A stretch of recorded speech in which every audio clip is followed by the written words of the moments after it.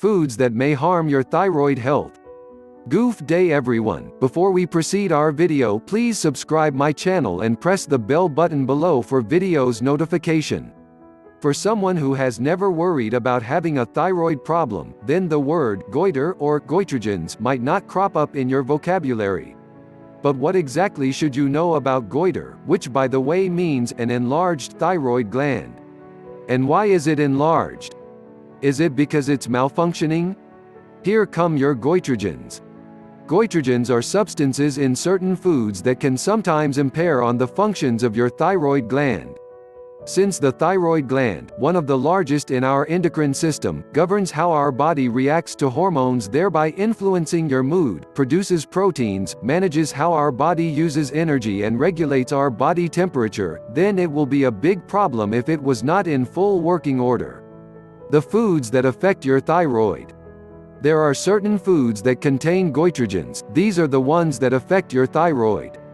They are sometimes some of the highly nutritious food that cancer patients consume, but due to the presence of goitrogens, they sometimes do create havoc in your thyroid gland. Cruciferous foods are some of the foods high in goitrogens, which means you will have to eat them in smaller amounts.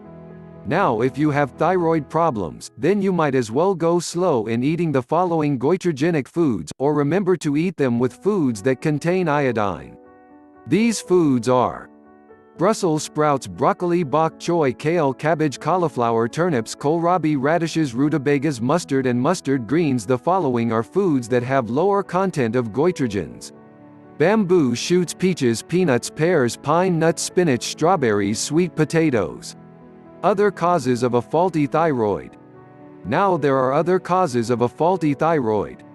This may be a lack of iodine in the body.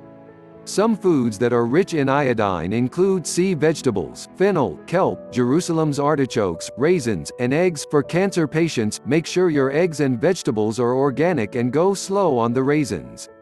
Also, it pays to use iodized salt for your meals. Tyrosine is another amino acid that is needed by your thyroid but unfortunately also exists in a lot of goitrogenic foods.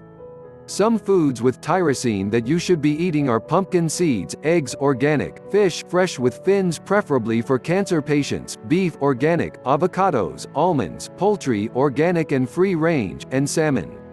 Salmon is also high in omega-3 fatty acids which help in anti-inflammation and the proper functioning of the thyroid.